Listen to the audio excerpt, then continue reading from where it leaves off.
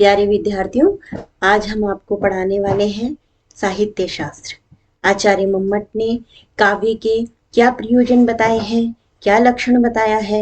लक्षण की बात हम पहले कर चुके हैं। हम बताएंगे आपको प्रयोजन क्या है उसके।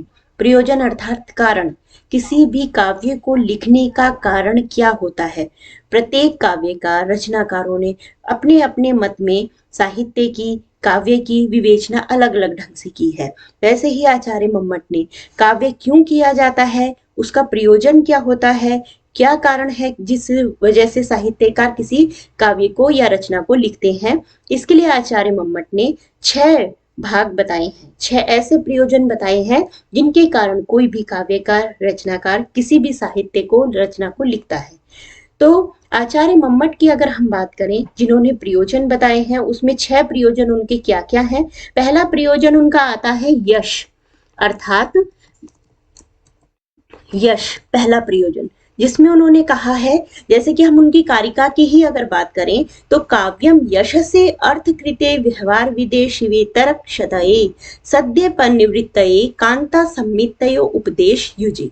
अर्थात इस कारिका को लेते हुए अगर हम बताएं तो किसी भी काव्य रचना को करने के लिए सबसे पहले उन्होंने पहला जो प्रयोजन बताया है वह है यश।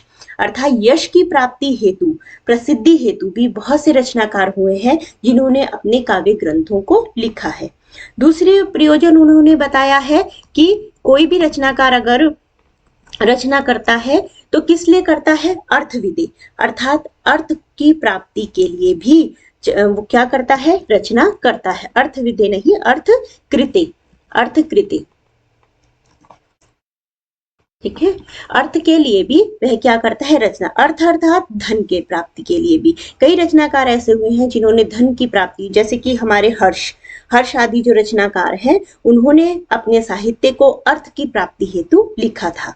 इसी के बाद तीसरा प्रयोजन जो हमारा आता है वह है व्यवहार, व्यवहार, व्यवहार विदे, अर्थात व्यवहार को जानना। व्यवहार को जानने के लिए भी क्या करा जाता है, कोई भी काव्य रचना, काव्य ग्रंथ लिखा जाता है।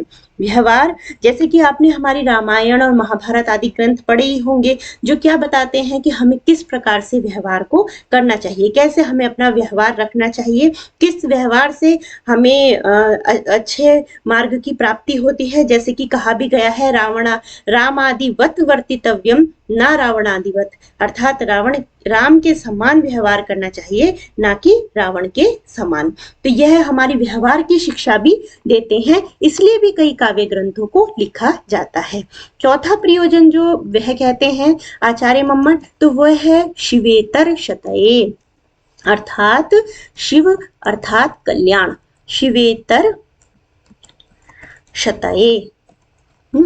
तो शिव अर्थात और क्षति, शिव से इतर क्या है, क्षति। शिव का अर्थ होता है कल्याण।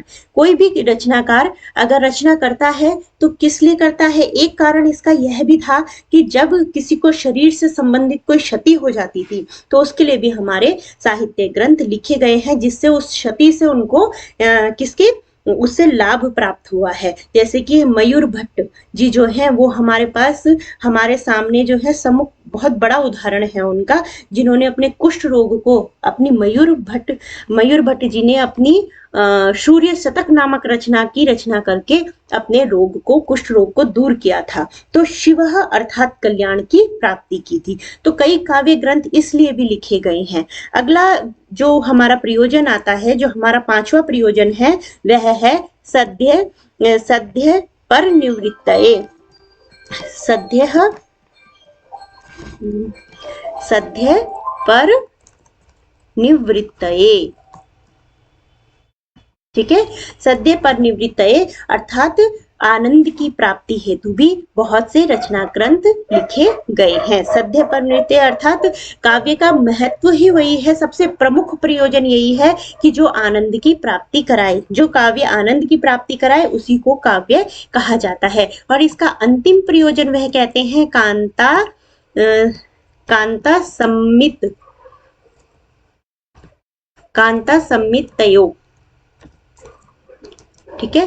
कांता सम्मितयो उपदेश युजे, अर्थात कांता के समान उपदेश देने वाला, कांता अर्थात पत्नी के समान उपदेश देने वाला।